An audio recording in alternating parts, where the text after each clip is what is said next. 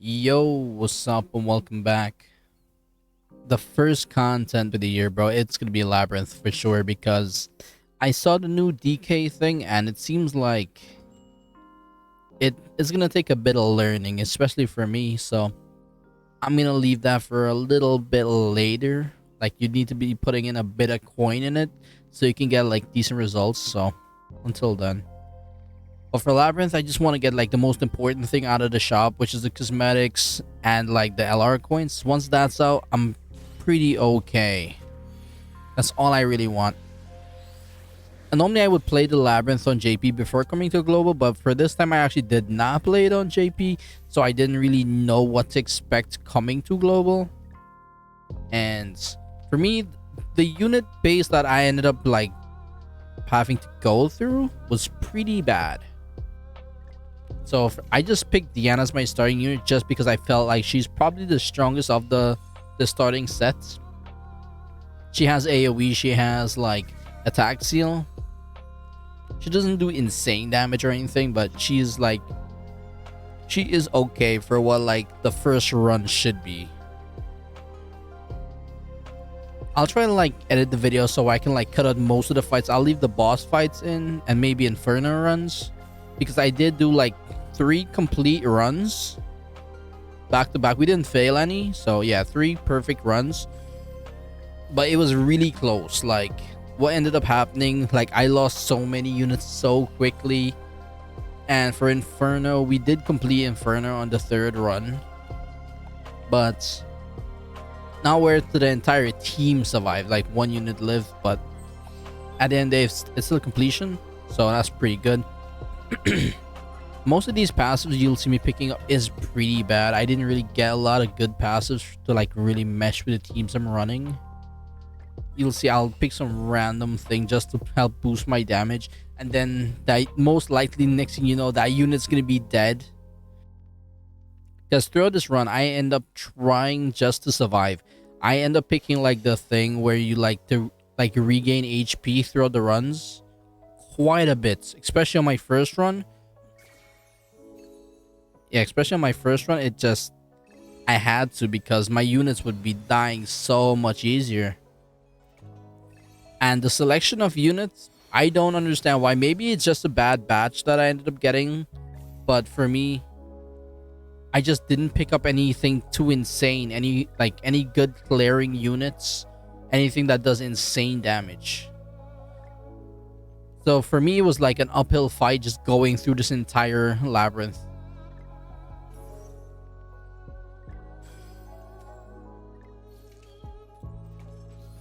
Most of the time when like I go to a shop or anything, I might be just reviving a unit, buying my HP back, more than like actually getting a passive or a new unit, because I'm trying more to survive in this than actually progress my team. And I'm not sure if that's like how the first run of the Labyrinth normally is gonna go for this one, but that's how it was for me.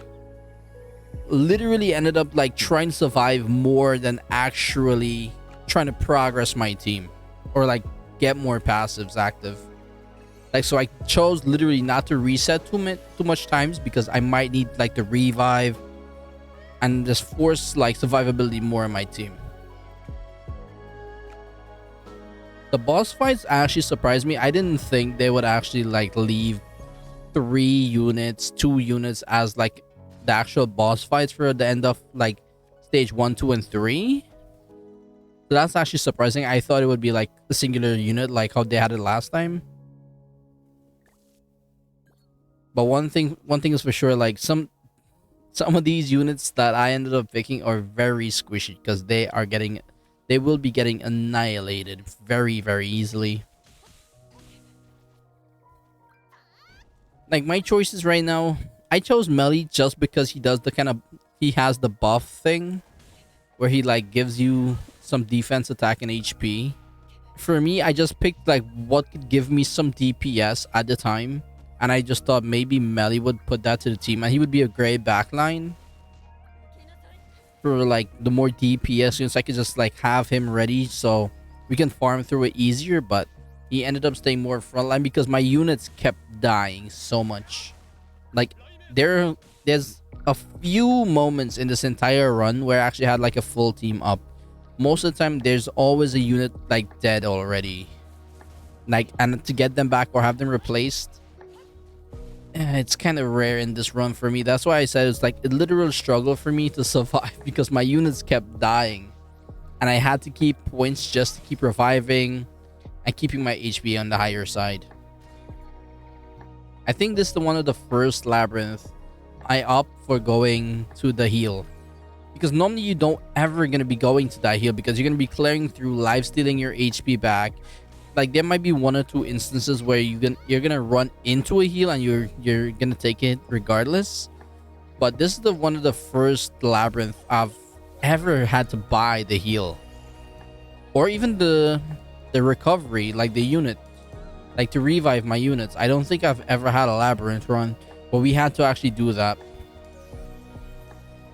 So in that aspect, it's kind of better, right? Because it's a little more challenging, and it makes you actually use more the mechanics than not, because normally you're just gonna like leave it there and just pass it up. But for the first one, it actually fully makes you take advantage of it because you need to, otherwise you would most likely just die out super quickly. Because some of the units like that are in like the fighting spots are not just a random, it literally feels like a mini boss of the stage, because they do a lot of damage. They're really tanky, and you just are not able to survive these fights unless you're like at full HP. Because more like if you're not full HP, you are not going to be able to tank an ult, because a lot of times my units come exactly to like maybe 10% HP after they're ulted. So if they're at 50%, they're guaranteed dead. And for most part, we can't kill too fast because my DPS on this team is actually pretty bad. The thing is too, the passes I am actually getting is like not the best. Like, I keep getting like really random passives, and I'm trying my best not to reset too much because of like the cost of having to revive and re-heal my units. And like at one point I actually finally pick up like Red Liz, and I feel like that saves me a lot for like the healing aspect, because just staying alive and keeping my HP on the higher side it started to become pretty tough, especially like with nothing being fully tailored to the team. Like, my team is literally so random. So I decided, you know what, I'm just trying my best, just get the kill, get it past, so we can actually like reset and have like a better run with like a passive active and like higher level, so we can come out with like maybe shoot for a unit we can actually farm with. So the first run is just getting the clear done. That's all it is. If I can pick up a better unit towards the ending, that might be like what my end goal should be. But let's just say for the first run, I did not see any insane unit that was worth picking up. Pretty tragic.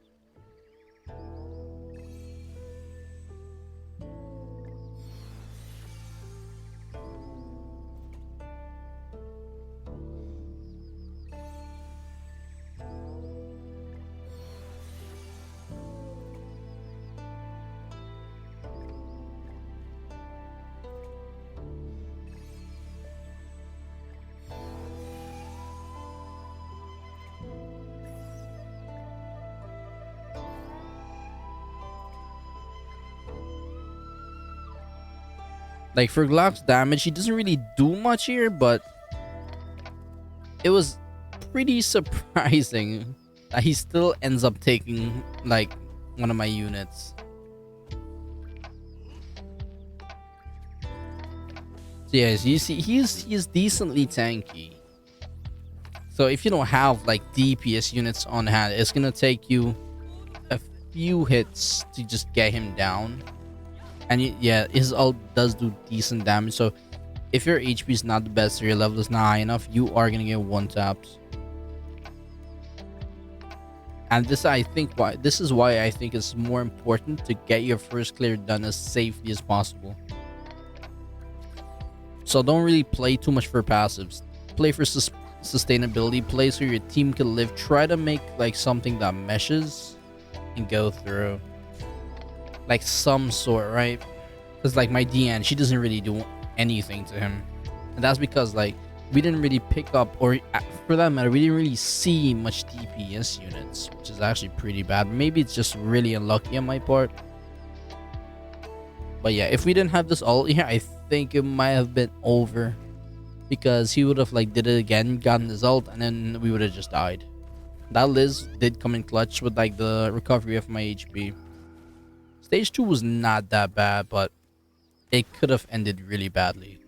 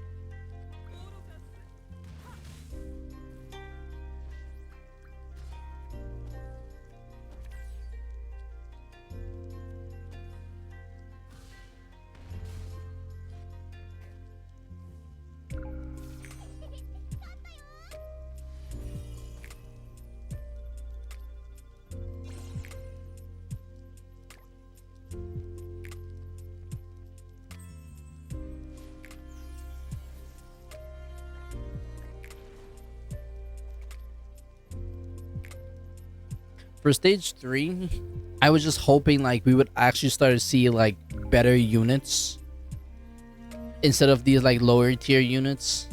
Like not really lower tier, but newer units, right? The units that actually have like decent stats are able to actually like two shot certain units, maybe like hit an AoE and actually do half an HP of all 3 units of the mobs you see on board. But it was actually not the case. I don't know why. This blue Roxy, I actually thought it was the other one at first, and then I realized that no, it's not. It's just Summer Roxy, which is just, she's okay, but she's not the best. I honestly would have picked up Eskener here, but I already have passes for like more female damage and more like blue type damage. So putting him in here is like, I'm not gonna get the most out of it, and he's not the LR variant. He's just UR, so it's not the best. So you're not gonna be getting the good passive anyway. So I decided, you know what, I'll just pick her because it's more attack because female, she's blue and all that, and it meshes like decent.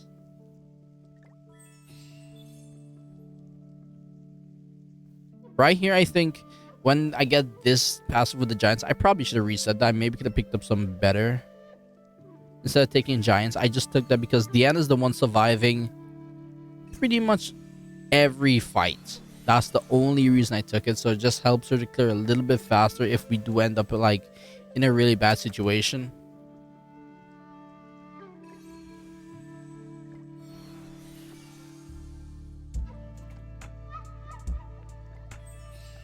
And the thing is, these fights are not like just fighting 3 units. They're like, they have actual mini bosses in them. So you'll see, I do end up losing. I still am losing units at this point.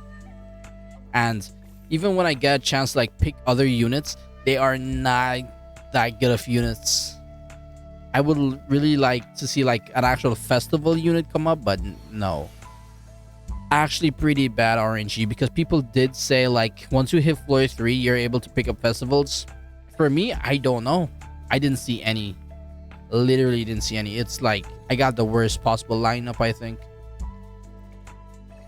At this point, I think like even if I get the attack passives, it's not really gonna help that much. They don't really have the best attack, right? So that's why I feel at this point just picking up these attack passives are not gonna be helping too much.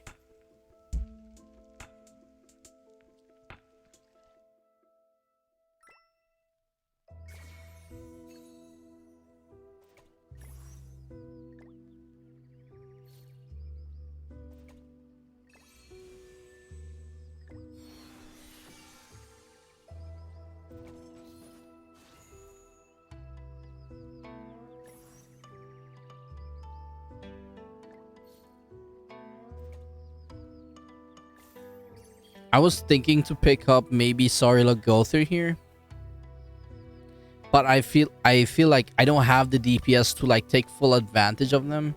Or like if I would use Gother, ranking up no one here would really help me. So I just decided, no, I'll actually just take Chandler because it's counter damage and like you can use disable, right? But more for the counter, not really the disable. And I thought he is blue, so why not?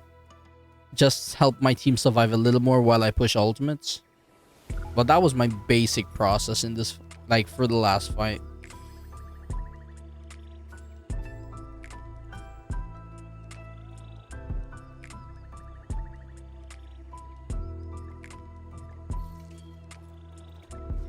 Honestly, I would really love to check the shop here. That's probably where the festival unit was. And yeah, I'm picking up the greenstone because it's just what we get. Like any little bit that helps, because we are like surviving team than like outputting TPS type of team.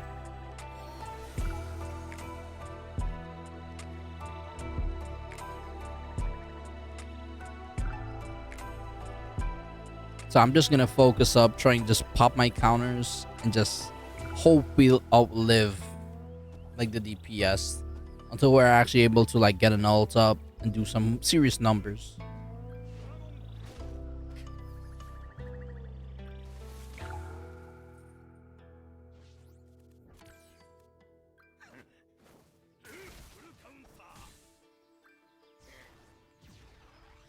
Chandler is taking quite a bit of damage, but his counter is actually helping us. Not the best damage, but it's not the worst either. It's actually making a dent. Yeah, that's all we really need, right? To chip them down little by little, and just outlive their DPS.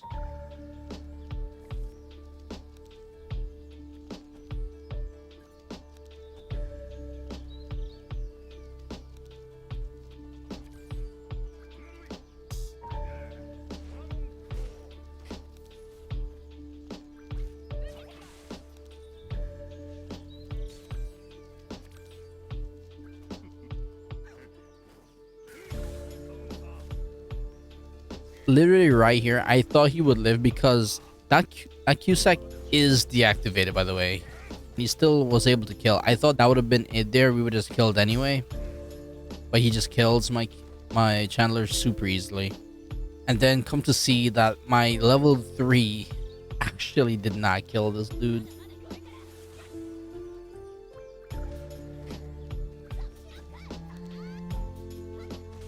Pretty unfortunate.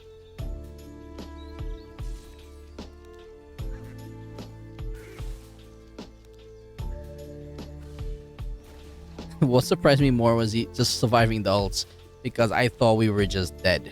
Honest, I thought it was just over. There's no way. Also, pretty lucky here that they have no ult seals, because quite a few of the units I see in here, once we're fighting them, if I push an ult, they have a seal or a debuff or some nonsense that stops me from ulting. So them not having it, it's literally what clutched it up for me. I think if they had it, I would have just lost. It would have been over.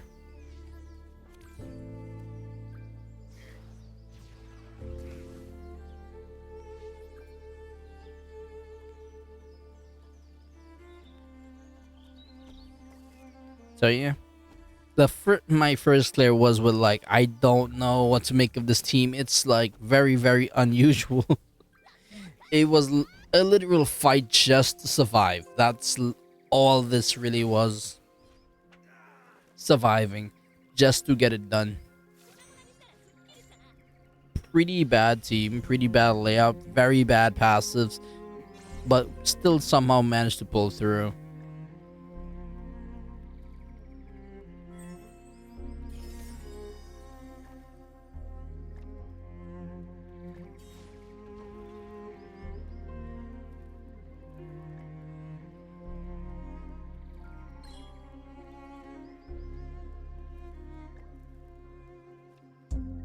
The depths look,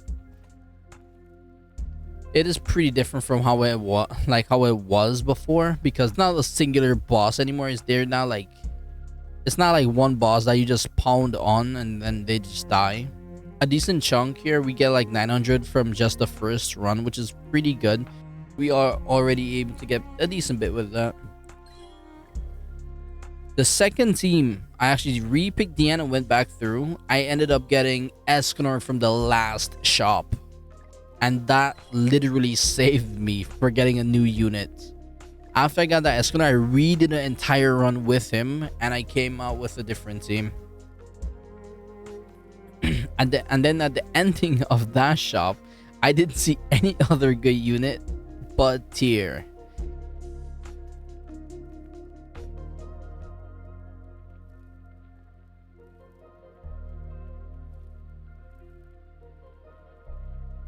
And these are the passives. As I said, the passives are all wild. They're like really bad passives. Didn't really pick up anything too insane. But yeah, I decided, you know what, why not? I did do Inferno on the after the third run. That's why I say I'm really lucky to pick up Escanor from the second run. Because if we didn't find him, the second run was pretty much dead. Because we needed a unit to come back from. Escanor is like the perfect unit to come back with. Pretty fast to farm through the third run. Didn't really pick up any good units though. I try to get like other units to really boost it up, but RNG, man, RNG is pretty bad. Plus the passives I had was like really bad as well. For some reason, on like throughout the entire thing, I probably could have like built for unknowns, but didn't really see good unknown units. So I was just building. I was trying to build for humans, but didn't really get a lot of good passes for it.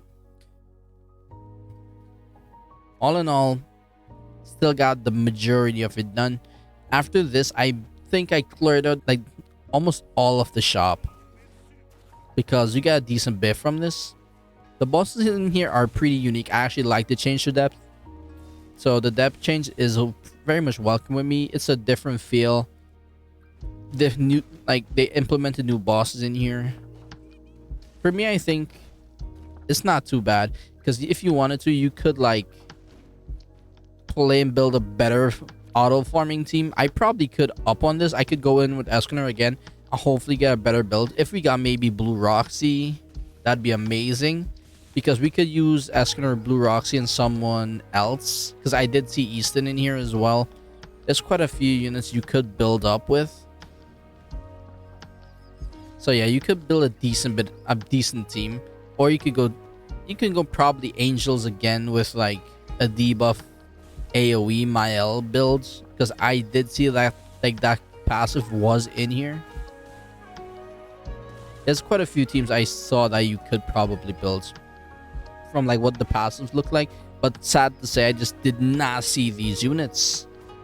Like, where are all these festival units that are supposedly in here? I thought by the third run we would probably see them. Very, very unfortunate, but at least this works. Not the bestest team to clear with, not the fastest time to clear, can't even auto because I feel like it just won't output the best damage. So yeah, hope you enjoyed. Thank you very much for watching. I'll just let the remaining runs of depths stages play through. All in all, thank you very much for watching. Hope you enjoyed the start of the new year, and I'll see you in the next one. Have a great day, y'all. Peace.